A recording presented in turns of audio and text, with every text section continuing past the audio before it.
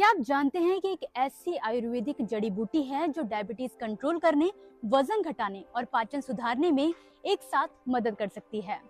जी हाँ, आज हम बात करने वाले हैं सेलेशिया की, जिसे आयुर्वेद में सप्तरंगी के नाम से जाना जाता है। ये जड़ी बूटी भारत और श्रीलंका में पाई जाती है और खास तौर पर इसकी जड़ और तने को औषधि के रूप में इस्तेमाल किया जाता है। सेलेशिया एक पारंपरिक औषधीय पौधा है जिसका उपयोग आयुर्वेद में सदियों से किया जा रहा है। इसे वैज्ञानिक रूप से सेलेशिया ओब्लोंगा कहा जाता है। आयुर्वेद में माना जाता है कि यह शरीर के अंदर जमा विषैले तत्वों को बाहर निकालने में मदद करता है और पूरे शरीर के संतुलन को बेहतर बनाता है।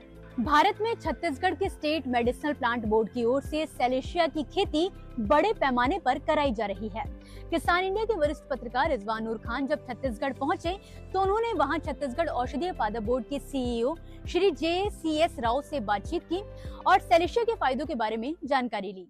इसको फ्यूचर डायबिटीज प्रॉब्लम को एड्रेस करने के लिए इंडिया में प्री डायबिटिक स्टेज में ही रोक सकता है एंटायर कंट्री को एंड वर्ल्ड को भी, ये है सेलेशिया है।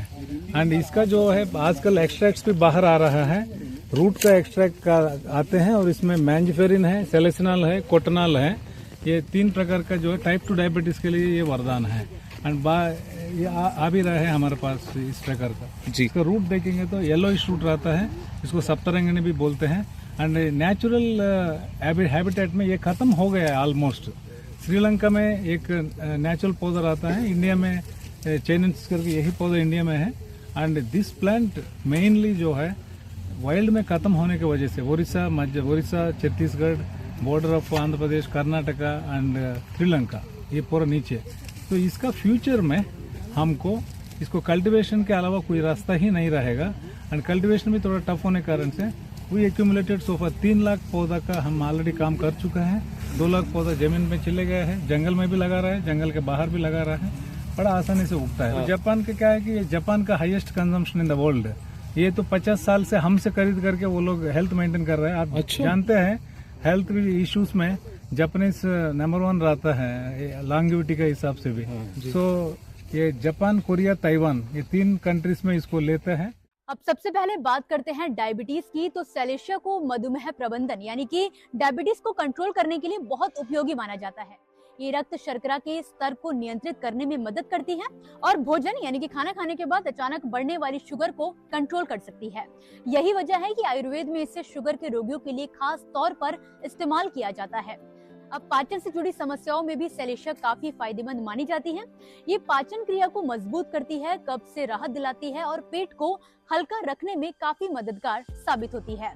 जिन लोगों को बार बार गैस, अपच या भारीपन की शिकायत रहती है उनके लिए ये जड़ी बूटी उपयोगी हो सकती है। अब अगर बात करें वजन घटाने की तो सेलेशिया मेटाबॉलिज्म को तेज करने में सहायक मानी जाती है। बेहतर मेटाबॉलिज्म के कारण शरीर में फैट जमा होने की प्रक्रिया धीमी पड़ सकती है, जिससे वजन नियंत्रण रखने में भी काफी मदद मिलती है।